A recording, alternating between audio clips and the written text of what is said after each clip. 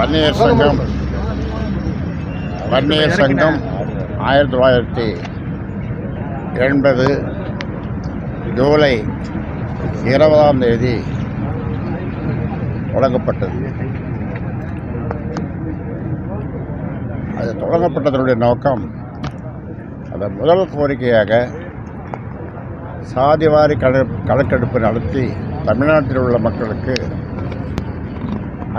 அவர்களுடைய சாதிவாரிக்கு ஏற்ப அந்த கணக்கெடுப்பு நடத்தி அதற்கேற்ப அவரவர்களுக்கு எல்லா மக்களுக்கும் இடஒதுக்கீடு கொடுக்க வேண்டும் என்பதுதான் முதல் கோரிக்கை.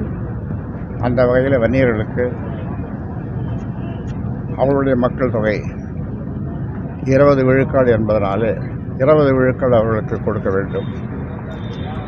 அதே மாதிரி பட்டியலின மக்களுக்கு அவர்களுக்கு கொடுக்கப்படுகிற 18 விழுக்காடு போதாது, 22 விழுக்காடு கொடுக்கப்பட வேண்டும் என்ற இந்த 3 தீர்மானத்தை அன்று வன்னியர் சங்கம் தொடங்கிய போது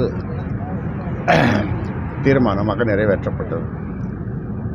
அதன் பிறகு 44 ஆண்டு காலமாக ஏறக்குறைய 90,000 கிராமங்களுக்கு சென்று பரப்புரை செய்து மக்களை சந்தித்து மக்களுடைய குறைகளை சொல்லி இடஒதுக்கீட்டில்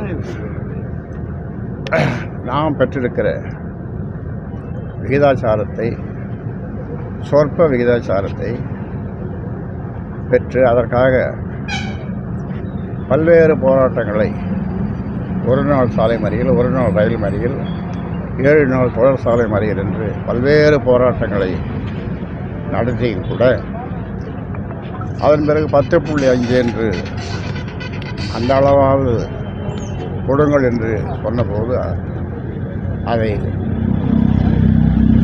அதிமுக அரசு இருந்த காலத்திலே அதை அவர்கள் வழங்கினார்கள். அதை உறுதிப்படுத்த வேண்டும் என்று இந்த அரசிடம் பல்வேறு கோரிக்கைகள் வைத்தும் நேரிலே சென்று நான் முதல்வரை சந்தித்தும் கோட்டையிலே சந்தித்தும் இன்று வரை அது நிறைவேறவில்லை.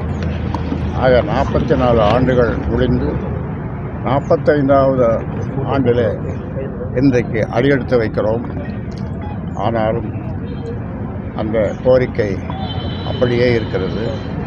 அதற்காக மீண்டும் ஒரு தமிழ்நாடு ஸ்தம்பிக்கிற அளவிற்கு ஒரு மிகப்பெரிய போராட்டம், 7 நாள் சாலை மறியல் போராட்டத்தை விட ஒரு கடுமையான போராட்டத்தை செய்தால்தான் இந்த அரசு பணியும் அல்லது கொடுக்கும் என்று நாங்கள் நம்புகிறோம். அந்த வகையில் அதற்கு இப்பொழுது இருக்கின்ற இளைய சக்திகள், இளைஞர்கள் ஆர்வமாக துடிப்போடு இருக்கிறார்கள். அதனாலே, ஏனென்றால் அவர்கள் இவ்வளவு நாள் வஞ்சிக்கப்பட்டது, ஏமாற்றப்பட்டது